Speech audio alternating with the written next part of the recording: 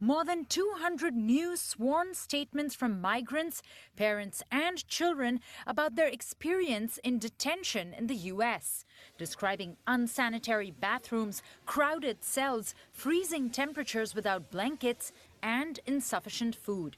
The declarations collected as part of a court case against the U.S. government. Reuters correspondent Reed Levinson. So the statements by kids as young as 13 years old are documenting their time spent in U.S. Customs and Border custody, also in ICE custody, and also in custody at the Office of Refugee Resettlement, which is where the children go to after they're separated from their parents. They describe a range of conditions. I mean, it really paints a very sad and disturbing picture. Children talk about going hungry, mothers talking about not eating and saving their food for the children, sleeping without mattresses. They talk about lack of medical care. Many of the awful conditions described precede the Trump administration, and now, after the zero-tolerance policy was introduced in May, migrants are spending more time holed up at these centers, sometimes 6 days or longer. These are temporary processing facilities. It's sort of like a holding cell at a county jail. It's not meant to hold someone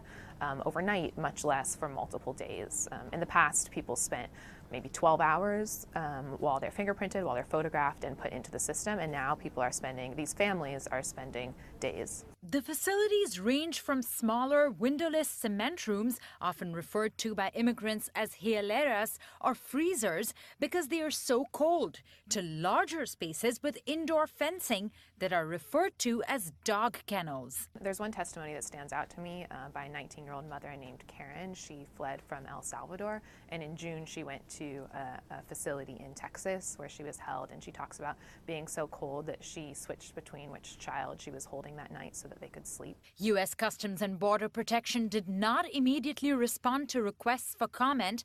Immigration and Customs Enforcement also declined to comment, citing ongoing litigation.